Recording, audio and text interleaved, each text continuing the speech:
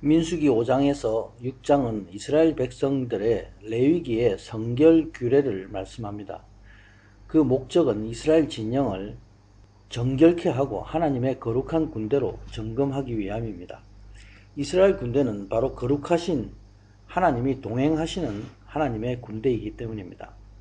민수기 5장은 부정한 자들을 진영에서 분리시키고 죄를 없이 하는 정결 규례를 실행하면서 군대 진영을 죄에서 깨끗게 합니다. 이제 민수기 6장은 5장과는 반대로 나실인의 서원 규례를 통해서 하나님 나라의 군대의 완전한 헌신의 모범을 보여주고 있습니다.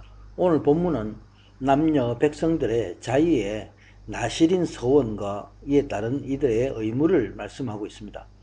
또 시체를 접촉함으로써 부정하게 되었을 때에 정결케 하는 제사의 규례를 함께 말씀하고 있습니다. 하나님이 모세에게 나실인의 서원에 대한 규례를 말씀합니다. 나실인이란 히브리어로 구별된 자의 뜻을 의미합니다. 세상과 죄에서 완전한 구별과 헌신을 의미합니다. 나실인으로 일생 헌신한 인물은 삼손 그리고 사무엘 또 세례요한이 있습니다. 나실인의 삶은 바로 예수 그리스도의 삶을 예표하고 있습니다. 나실인은 남자나 여자가 스스로 기한을 정해서 서원하고 특별히 구별된 삶을 사는 것을 말씀합니다.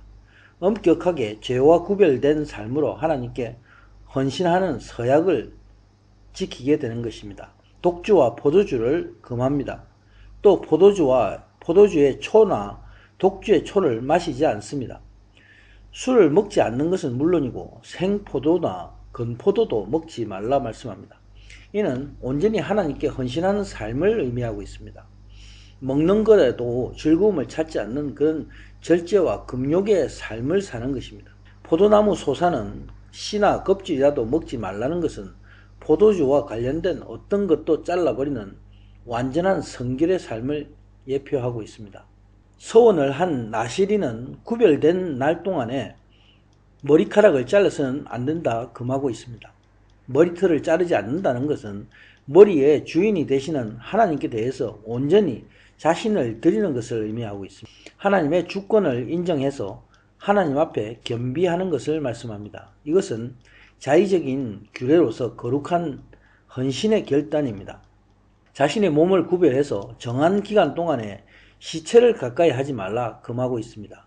자신의 가족인 부모와 형제 자매가 죽었어도 그로 인해서 자기 자신의 몸을 더럽히지 말라고 명령합니다. 바로 그 성별함으로 거룩함을 지키는 것이 그 머리에 있다 말씀하고 있습니다. 여기서 머리에 있다는 것은 자신의 주인이 부모나 형제 자매의 가족이 아니라 하나님이신 것을 고백하는 것과 같습니다. 그러므로 이 세상의 혈연 관계로 인해서 하나님의 몸인 자신의 것을 더럽히지 말라 말씀하고 있습니다. 자신의 몸을 정결하게 구별함으로써 소원한 기간 동안에 하나님 앞에 거룩하게 서는 것이다 말씀합니다. 그런데 어떤 사람이 그 곁에서 부지 중에 죽었을 경우입니다.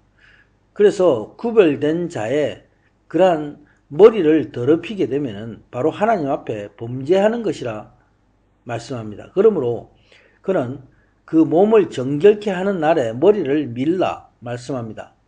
정결케 하는 날 제7일에 밀어라 말씀합니다. 머리를 민다는 것은 그동안 지켜온 정결의 모든 날들이 헛것이 되는 것을 의미합니다. 어쩔 수 없이 죄를 짓게 된 것도 철저하게 죄를 부정하고 끝까지 거룩함을 지켜야 한다는 것을 말씀하고 있습니다.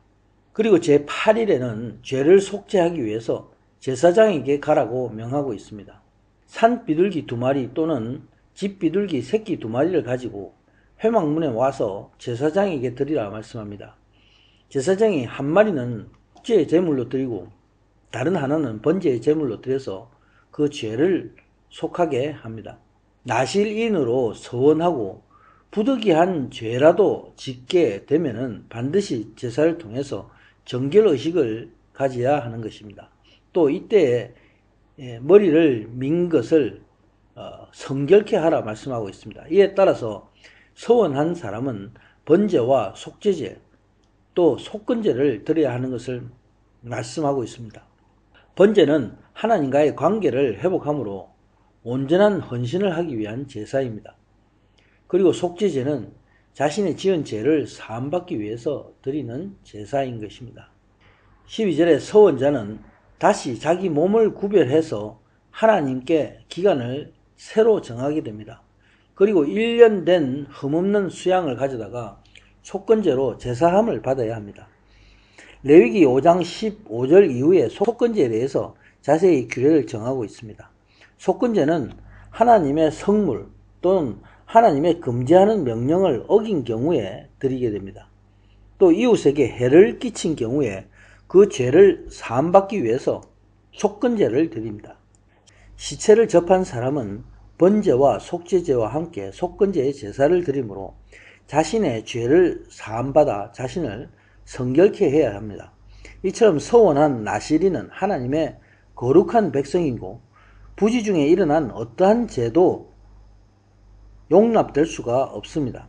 나시린이 자기 몸을 거룩하게 구별한 때에 그 몸을 더럽힐 때면 지나간 날들이 다 무효가 된다 말씀합니다. 그러므로 다시 서원의 기간을 정하고 완전한 헌신을 하나님께 드려야 합니다. 아멘.